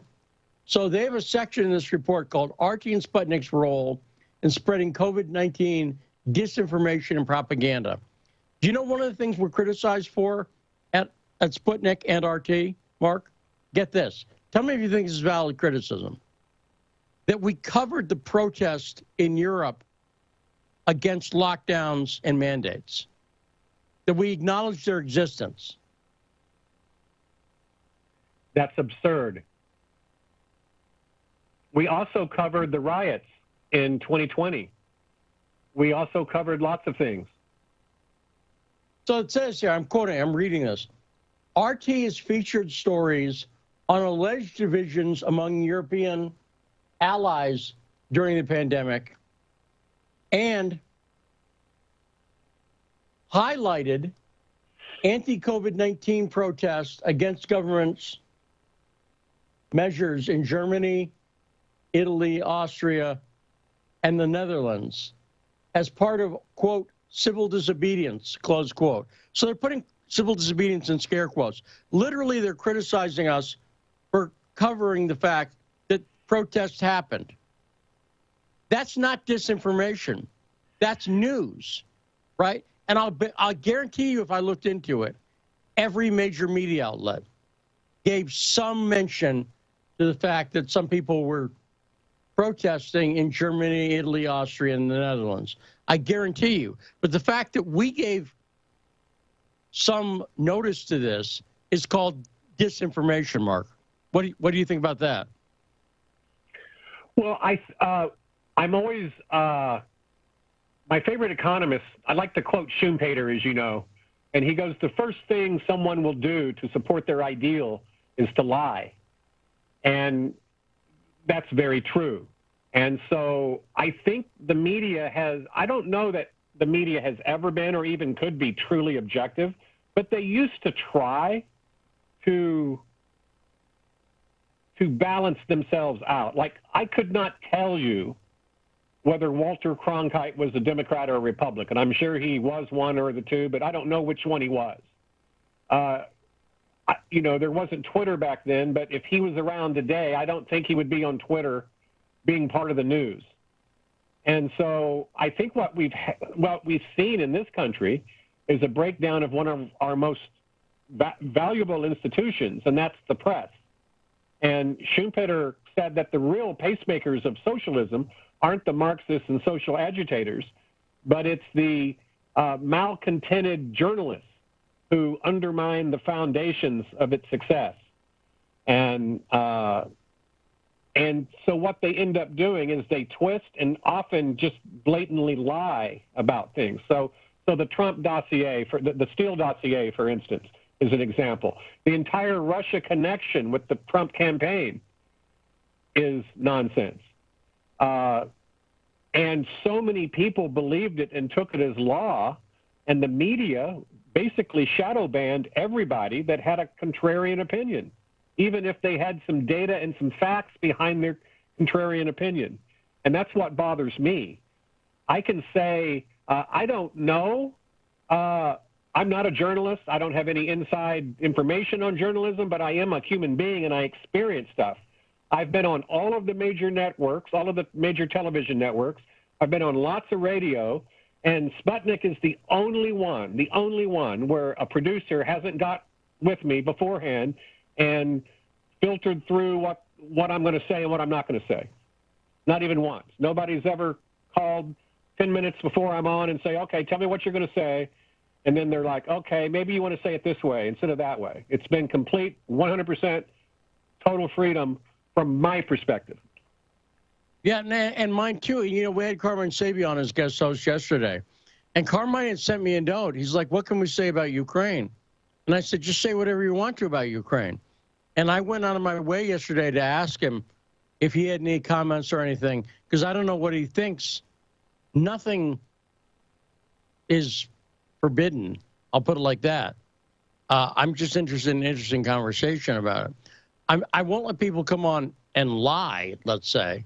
Of right? course not. So if you or anybody started saying stuff that I knew wasn't accurate, and I just mean factually. Right. 2 + 2 Right. equals 5. And, right. Come on, Frost. I thought you knew math. Or if you said Yelna is 5 miles from the border, let's say, right? That's factually not true. That's what I'm getting at. What if I said Carl Palmer is the greatest drummer that's ever is the greatest living drummer? Yeah, I don't agree with that. And I've seen Asia live, and I saw Carl Palmer take his shirt off during his drum solo, because I did see Asia in Boston after their first album came out, and it was good. I'll tell you the favorite part of Asia, and the underappreciated part of Asia, was the fact John Wetton was in the band, and so they would do some Crimson songs, for instance. When I saw Asia, oh yeah, they did "Court of the Crimson King" because John Wetton, of course, sang on that as well. I believe he sang on it. Yes, he did. Yeah, because he replaced Greg Lake in King Crimson, and Greg Lake replaced him in Asia very briefly. Yes, and it was when it was almost ELP again, but. At that point, you're very close to Emerson, Lake, and Palmer. When you got two of them. Well, there's also a very economic reason why I love Asia. People forget 1981 was not the heyday of prog rock. No. Disco had taken over with Saturday Night Live in the late 70s. The local venues that actually hired live, progressive, original music bands were just dying off left and right. And Asia comes along and has the #1 album, not the #1 prog rock album, but the #1 album of the whole year. And it reinvigorated the prog rock genre, and it probably saved it in the local, from the local performing perspective. And I would put Asia in terms of prog rock. And by the way, Brave, I'll get to you in just 1 second, but this is important. I would put Asia musically around the same level as I would put Styx, which is a level below Kansas. Does that make sense? But it's pop. On the other hand, I was listening to Grand Illusion by Styx the other day. That's a pretty damn good album. I got it for my kids, actually. It's a very good album. Yeah, and so Styx, I don't say that as an insult, but, bands like Asia and Styx weren't messing around too much with complex time signatures, and the level of musicianship was not as high, generally. The songwriting, I'll put it like this. No band, and I mean probably no band, maybe Zappa, but no band has been consistently a musician's band than King Crimson. Robert Fripp and his years on the top in that genre, nobody can touch them. I mean, that's just the way it is. Well, and I'll say this, too. When the King Crimson, the three were perfect pair King Crimson, the Adrian Belew, Bill Bruford Crimson. Oh, yeah. People have got to remember that Belew played stunt guitar with Frank Zappa. So you'll find Adrian Belew all over Zappa's live performances and everything else. And that was at a time when Zappa had players like Steve Vai and Belew working with him, who were incredible instrumentalists. I'm a big Adrian Belew fan because not only was he innovative sonically, but he was just fun. And also he had a big pink coat. If anyone wants a good example of what we're talking about, go to YouTube and look up King Crimson Fridays Elephant Talk. When King Crimson was on, have you ever seen them on Fridays doing Elephant Talk and Thalaguninji? Yes, and that Elephant Talk came from the days of Usenet. There was a Usenet group called Elephant Talk, and so I was on that even back then. So, yeah. So that's a good way to find King Crimson on YouTube, and it won't cost you nothing. So go listen to that. Elephant Talk, King Crimson, go on YouTube Fridays, because that's the show they were on. 202-521-1320, our friend Brave in Atlanta. Brave, what's on your mind? Thanks for waiting. I know it was good to hear from you guys, or talk to you guys. I had the pleasure of hearing Mark's segment on fault lines this morning. He said so much that I agree with, and brought up a lot of things that led me to call into the show, and the point that it seems like common sense is totally left out of the way that we are dealing with COVID, which, I'm pretty sure that's not a breaking news, right? But something I wanted to bring up and just kind of throw at you guys and get your take on. We often hear the numbers of deaths. We hear the number we talk about, like, the hospitals being overrun, and we talk about the percentage of people who are unvaccinated that are in the hospitals and things of that nature, even though we know now that, and for some time, but even though they're willing to say now in mainstream media that vaccinated people get sick and spread as well, right? What I never hear, rarely anywhere, but specifically in the mainstream media, we never hear, or at least I don't ever hear or haven't heard much on the percentage of people that actually catch COVID and go through with no problem, the percentage of people that catch COVID and survive it, right? The percentage, whether vaccinated or unvaccinated. You definitely don't hear about the percentage of people who are vaccinated who catch COVID and have a hard time or die from it. I know just from my own personal research that, especially earlier on during the Delta phase and earlier COVID as well, that, of course, the high majority of people who catch COVID are going to survive it. It had, I think at one point it was a 0.5 or 0.05. It was a 0.5 mortality rate. And as far as hospitalization, it was like 0.89 or something like that. I haven't seen what the current stats are because, again, no one really talks about it. And I just want to throw that at you guys to get your take on it. If you guys know anything, especially Mark, if you know anything in the coordinate stats that may address that. I would be. Yeah, Mark, we've only got a couple minutes left before we're going to go to the bottom of the hour break. So I'll let you take it, Mark. Go ahead. Answer what Brave was saying. Thanks for the call, Brave. Great call as usual. Yeah, Brave, great comments. Glad you were watching on fault lines. If there's anything about fault lines I'm grateful that I've been able to do is I have a near 2-year track record of things I've gone on the record with, and they've all turned out to be true. And so you are completely correct. What we know is that the largest category of COVID symptoms are a flu-like symptoms. People get a little bit sick, they get a flu-like symptoms, and they get better. The second category is no symptoms. How do we know that? Because now there's been enough time that we understand through antigen testing that a ton of people have got it and never even knew they had it. Dave Chappelle, the famous comedian, probably my famous comedian, the GOAT, he got it and didn't feel anything. And that's the second largest category. My gripe about this is exactly what I said after 9/11. You don't abate something beyond its marginal benefit. At some point, the cost of getting rid of a bad thing, like death, terrorism, whatever it is, exceeds the value that you are attaining. And it seems to me from our policy that we would have been much better off had we simply put our money into testing, separated off the people who, on a conditional probability basis, were very vulnerable, and let the people who were essentially immune, give or take a few days of illness, and let them run the economy. Of course, we didn't do that. I was complaining about it all along.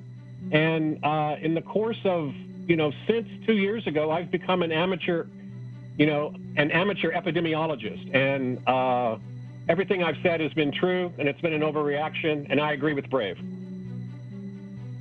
And that's probably better than bragging that you become an amateur gynecologist. I'm just saying. Because that could get you in some trouble. But we got more coming up. Poor Andrew Arthur having to follow that joke. Andrew Arthur from Center for Immigration Studies, one of the smartest guys that we are honored to have on the show. And we'll be talking about immigration. And I want to bring in the economist mindset when we come back with Andrew Arthur right after this on The Backstory.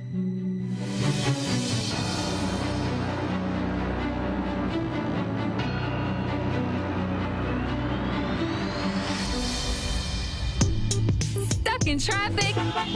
No problem.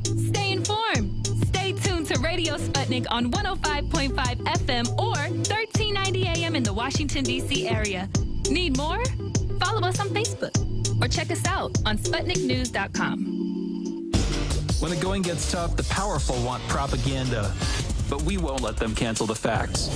Whether you're woke or drowsy, we know that you can handle the truth, and we're giving it to you every morning. Fault Lines with Thomas and Stranahan every Monday through Friday from 7 to 10 a.m. Eastern. Your first stop for sanity in a world gone mad. In a media landscape filled with so-called journalists acting as stenographers for their billionaire bosses, there is a desperate need for news, analysis, and perspectives that buck the status quo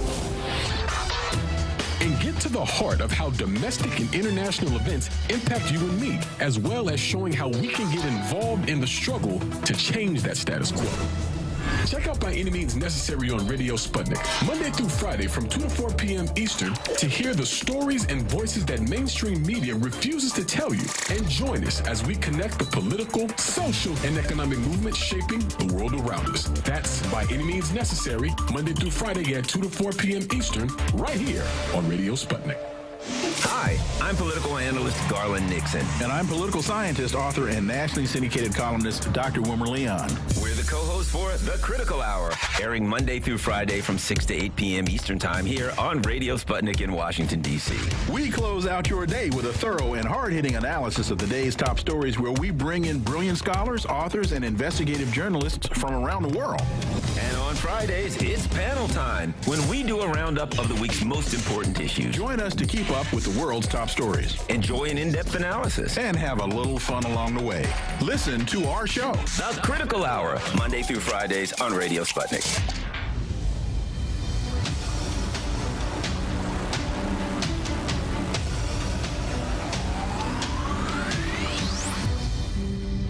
And we are back. Final half hour of the week here on the best damn talk show in the world.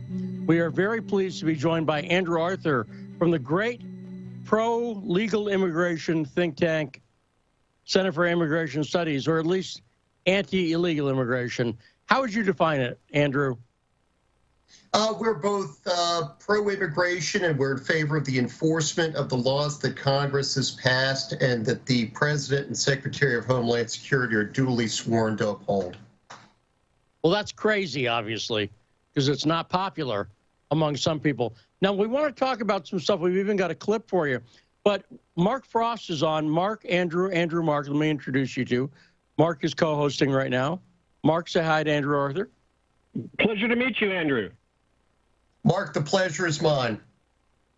So Mark is an economist by trade, among other things, an entrepreneur. And so he thinks about things from a risk-benefit analysis.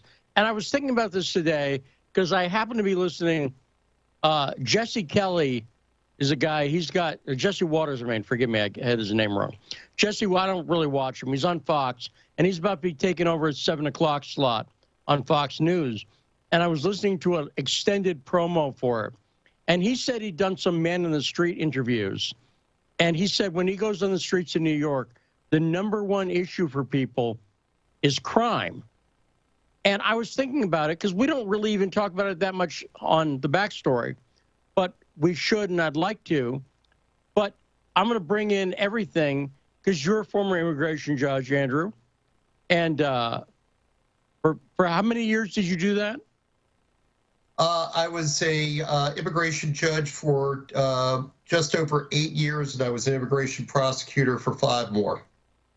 There we go. So that's some experience. And Mark thinks like an economist. So I want to talk about crime, but I'll relate it to immigration. It seems to me, I'm going to say something that seems like it's common sense. I think that part of the crime problem is that people are seeing a lack of enforcement of crime. In other words, one of the things that criminals use in their calculations of risk-benefit is, I'm trying to think like a economically minded criminal, right? If I know I can commit certain crimes, like in New York recently, they said they're not really going to pursue grand theft auto. So I would be stealing cars, particularly with the high car prices right now. If I were a criminal, I'd go, well, wait, there's very little risk. So what I'm asking you in terms of immigration, and as a judge, I think you had a front row seat, although you had a better seat. It was up higher than everyone else, because I've seen where judges sit. You know, you get a better, you know, you're not in the cheap seats. So you had a front row seat for the immigration crisis unfolding. Is this cost-benefit analysis something that people do about, like, if I'm not going to get in trouble, I'm going to, in this case, violate the immigration laws or the visa laws? Is that something that you saw as a judge or am I making a mistake? Because some people would say, well, criminals don't think that way. A lot of people like to put down criminality to, well, it's poverty. I don't put it down to that. You know, there's lots of things you can do if you're poor.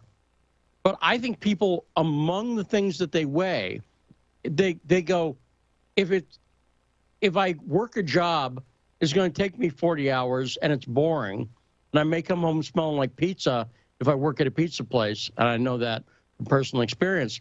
But do people make, in your opinion, Andrew, does this question even make sense?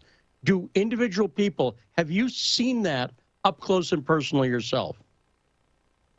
Absolutely, Lee. And, you know, it's a very apt observation that you've made. It's actually the one that explains why last year we had 1.659 million illegal migrants who were apprehended at the southwest border.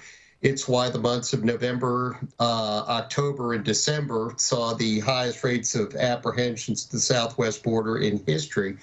And that's because people believe that if they enter the United States right now, we know this, I know this from talking to migrants when I was down at the border, my colleague Todd Bensman, when he's been down at the border, they believe that the time to come to the United States is now. And the time to come to the United States is now because President Biden has basically waived all of the immigration laws, and Secretary Mayorkas has definitely helped him in this, that prevent individuals from entering the United States and impose penalties on individuals for entering the United States. If you want to come, the time is now, because the president has stated that he doesn't like the immigration laws or the ways that they were enforced under President Trump. Secretary Mayorkas himself has stated that he doesn't necessarily accept the fact that the 1.2 million aliens under final orders of removal have received due process. So yeah, that's exactly right. And any objective analysis will tell you that. It's common sense. But let me put it in these terms, Lee. Let's imagine that you're driving down the highway and the speed limit is 60 miles an hour. You're probably going to drive 65, 70. You're probably not going to drive any faster than that because you don't want to get pulled over. Let's imagine that all of a sudden all the police were off of the highway, and you knew that. They, you know, Governor Youngkin, Governor Hogan said, we're not going to have any police on the highways of Maryland or Virginia. Nobody would drive the speed limit except for those who weren't able to drive any faster, because you want to get to where you're going as quickly as possible. The reason that laws are enforced is because there are penalties. There are economic costs that are imposed on individuals for breaking the law. When there are no economic costs imposed on people, and again, migrants are, you know, very rational actors as it relates to economics. And I apologize, Mark, I'm an amateur economist, but if you consider the $7,000 that you're going to pay a smuggler, compare that to the fact that you could make 8 times as much money in the United States or 10 times in Central America as you can back home, you're going to make that investment so that you can get that return. It's basic cost-benefit analysis, and when the laws aren't enforced, there are no penalties. You're going to get through when you're going to do it. Now, Mark, before I throw it to you for your economic analysis, economist mind analysis on this, let me add one other thing. I think that when people talk about stuff like poverty causing crime, for instance, I hear the same argument, well, the people are coming because of poverty. And what I'm going to say is poverty does not necessitate what you do about that poverty. In other words, I've had points like right now, I can tell you, I accidentally sent somebody money on PayPal. Mark, don't ever do that, because they're refunding it, but it's taking a week. So I've got like $5 in the bank right now till this 350 comes back. But do you know what I'm not going to do? I'm not going to go out and heist a bank. I'm not going to go stick up a 7-Eleven. In other words, I'm broke right now. I got $20 in cash and $5.50 in the bank. But I'm not going to go heist a bank. Poverty does not necessitate an outcome. And part of the analysis is I don't think that way. I don't think, okay, I'll heist a bank. But you know what? If I knew that Walmart said, come rob us if you need to, it's right across the street, and I might. It's possible. Because I'd be dumb not to look at that offer and go, well, I'll just blow off that offer. If once you figure out that they're serious, and this is what I've noticed on the border, Andrew, I was covering that story where you remember this a few years ago, where at the border in San Diego, the San Ysidro border, suddenly they had a huge uptick in people who all arrived saying exactly the same thing. They almost had it like written down on paper and memorized it. I am fleeing, whatever they're saying. I'm fleeing a war or crime or whatever, and I'm seeking asylum. And what had happened was, at first a little trickle started, but then people realized that all you had to do was say that at the border and they'll let you in. And then it went from a little trickle of people to a flood of people. Because does this make sense, Andrew? That once they realized, no, they're really serious. See, to use the speeding analogy, if you knew, if when the cop came up to the window, you just had to say, hey, Frosty sent me, and then go, oh, okay, then go as fast as you want to. At first, people wouldn't believe it. They'd think it's fake. But then, once they did it and saw their friends do it, they say, hey, Frosty sent me, and the cop walks away and says, go as fast as you want. Then, within a few days, the internet being what it is and everything else, and this is a factor at the border, because people were messaging their friends and relatives saying, no, seriously, if you go to the U.S. border and you say this, they'll let you right in. Andrew, am I oversimplifying it? Or that's literally what I saw in my reporting was happening. Does that comport with what you know? Yeah, that's absolutely the truth. That's absolutely what happens. And a lot of people look at the southwest border, look at illegal migration at the southwest border and assume that migration there is like the weather, like it's gravity or the sun coming up in the morning. It's a force of nature, but it's not. Your analysis of costs and benefits in economic terms are absolutely correct in immigration terms. Whenever the administration, whatever the administration is, makes it easier for people to get into the United States, or more likely that they're going to get released into the United States by saying a few magic words, all of a sudden people say those few magic words. And I'll give you an example. Up until about 2009, we had approximately 5,000 people, just over, per year, who would claim credible fear when they were apprehended at the southwest border. Under the law, those people are supposed to be detained until their asylum application can be considered. If they're ordered removed, they get removed. If they get granted asylum, they get released. In December of 2009, ICE issued a directive that said if anybody, most of the people, if they're not flight risks or dangers to the community, who are found to have a credible fear, should be released on what's called parole. By 2019, we had over 100,000 people who claimed credible fear at the border. Now, there was nothing that happened in the world between 2009 and 2019, or in any of the countries in which those individuals lived, that got so much better or so much worse that so many more people would be claiming credible fear. But, asking for credible fear is like saying Frosty sent me. Your analogy is not only apt, but it's the sort of logic that I wish that the administration had, that most members of Congress had.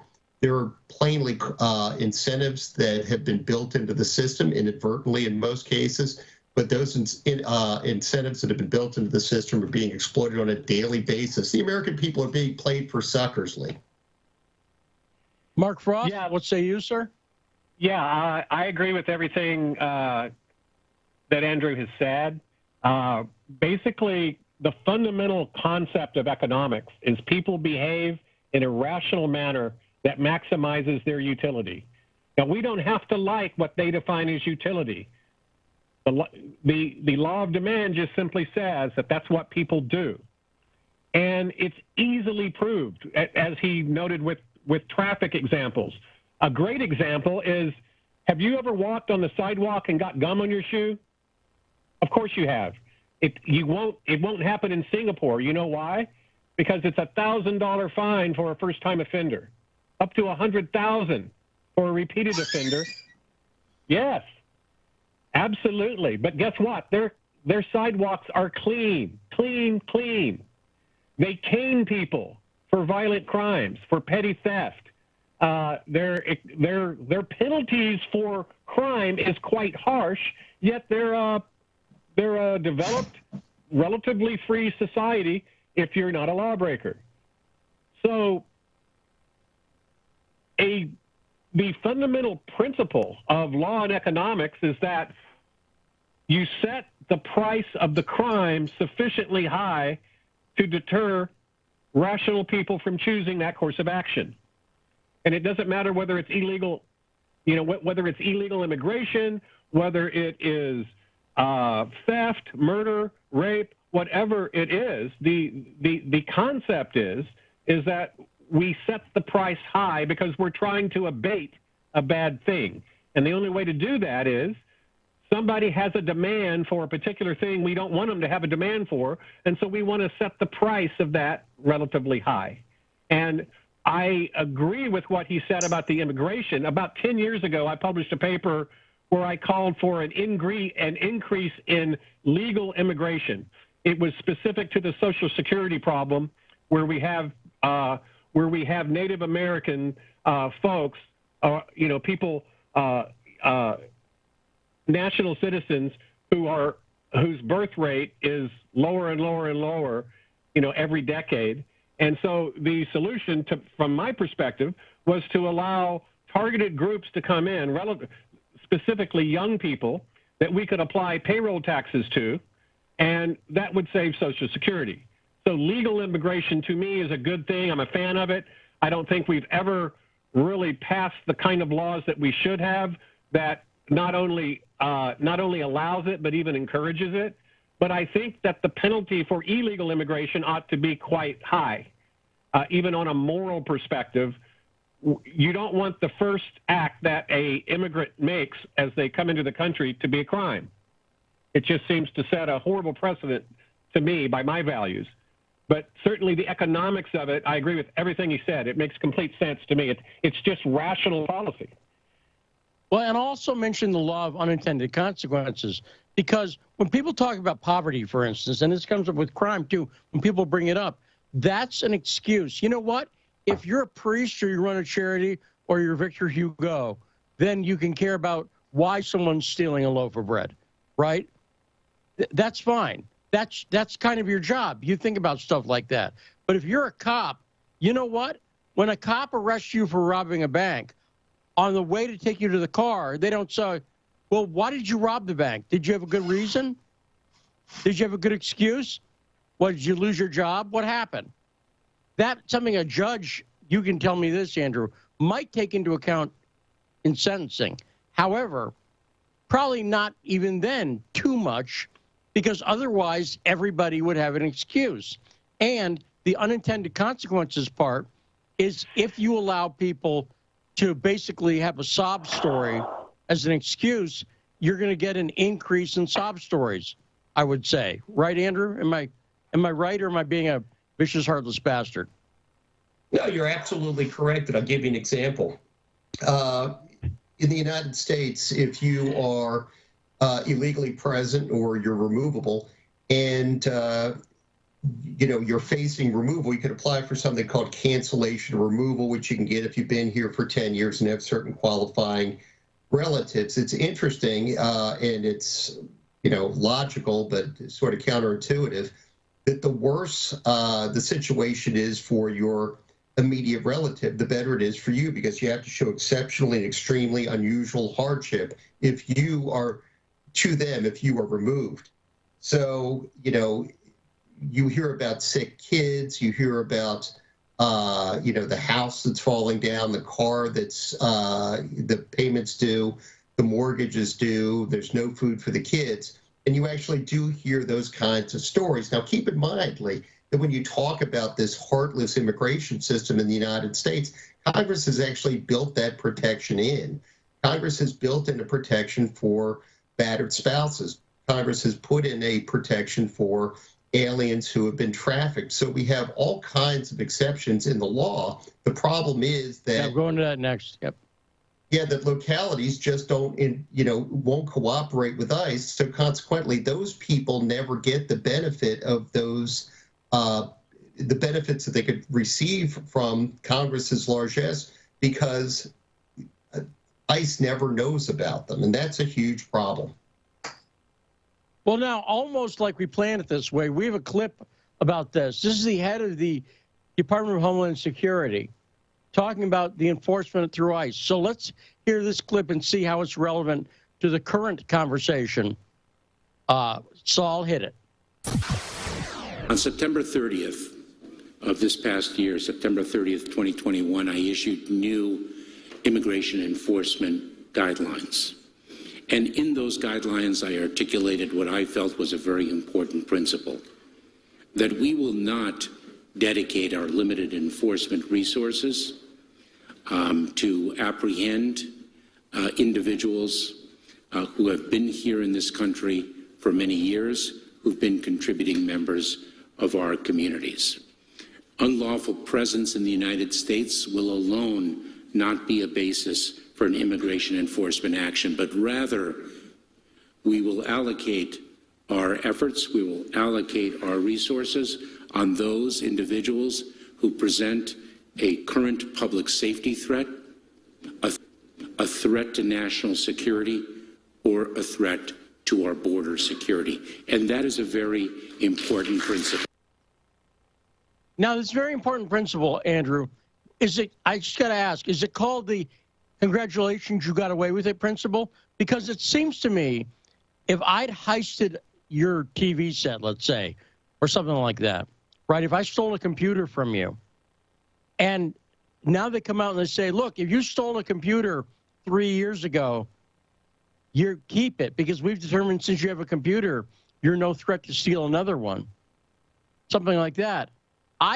If I'd stolen a computer 3 years ago, I'd be happy. Furthermore, if I was about to steal a computer, I'd go, I think if I get away with this for a few years, I've gotten away with it. Am I being a cynical, heartless bastard? Or because that's what I'm hearing. I'm hearing a policy that allows you to break the law if you get away with it, if you've gotten away with it for a while. Yeah, and for what it's worth, it's actually even more perverse than that, because under the guidance that Secretary Mayorkas is talking about, which he issued on September the 30th, ICE officers, before they even question an alien, have to consider, positive equities that individual has. Do they have a family? Do they contribute to the community? Have they rehabilitated themselves? So basically what Mayorkas is doing is, and that's Secretary Alejandro Mayorkas who made those statements, he's putting a gloss on the immigration laws, his own gloss. But, consider a real-world example. So an individual who is committed sexual abuse of a minor is an aggravated felony under the Immigration Act and is removable from the United States as an aggravated felon. In that case, that individual could say, well, wait a second, I've got a wife and small children at home. I coach my little league team. I volunteer at my church. And I haven't gotten caught molesting any children recently, or at least they would say I haven't molested any children recently. Those are all now considerations that Congress never intended ICE officers to take into account when they do that.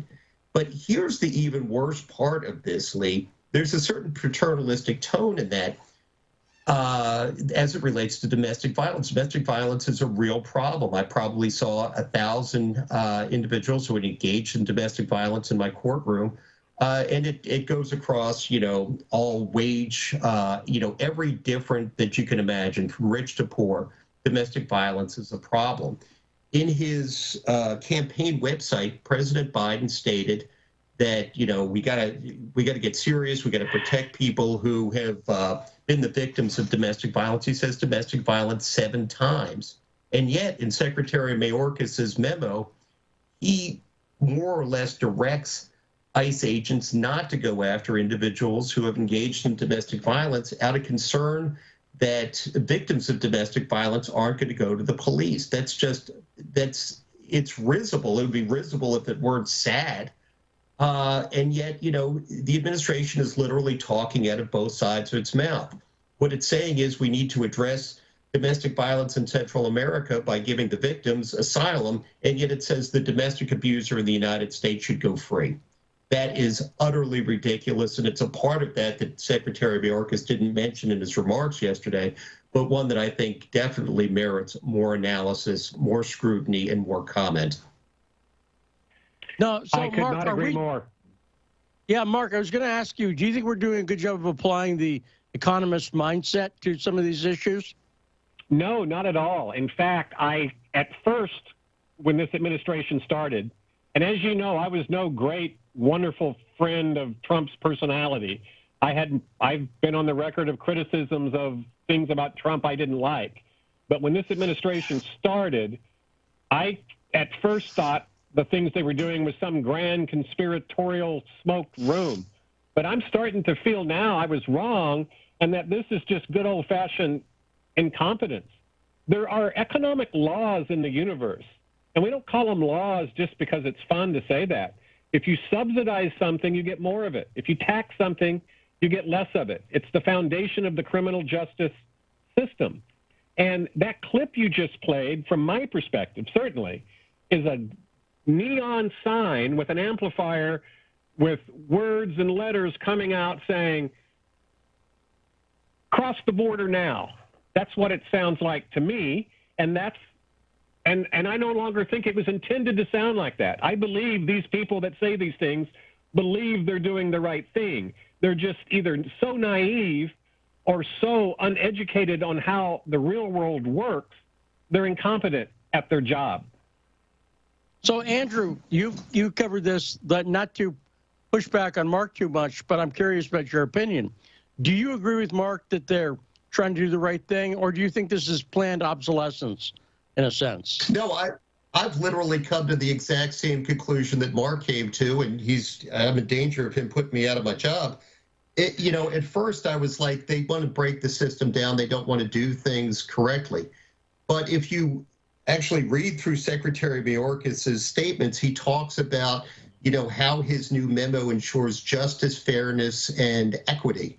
And again, each of those is a subjective term, but I believe that in his heart of hearts, he believes that the Immigration and Nationality Act is evil. He believes that the enforcement of the Immigration and Nationality Act is evil. He believes that there is some sort of malign force behind those laws, and therefore, he really doesn't believe that it's important to enforce them and wants to do everything that he can. But at the same time, he also makes himself the high priest of determining who's good and who's bad and who should stay and who shouldn't, which is the opposite of justice, fairness, and equity.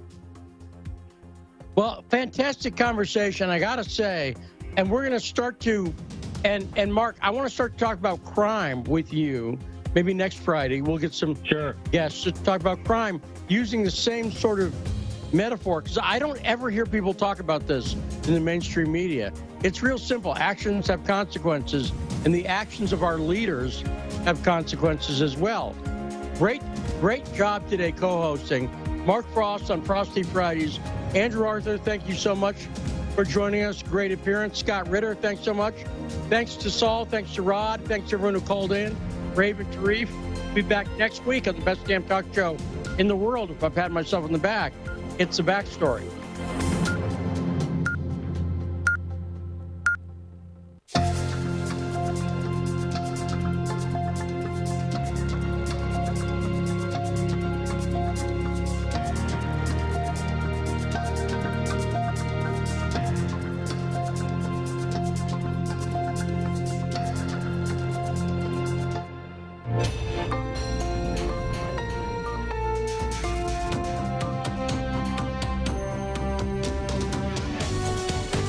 listening to Radio Sputnik. Telling the untold.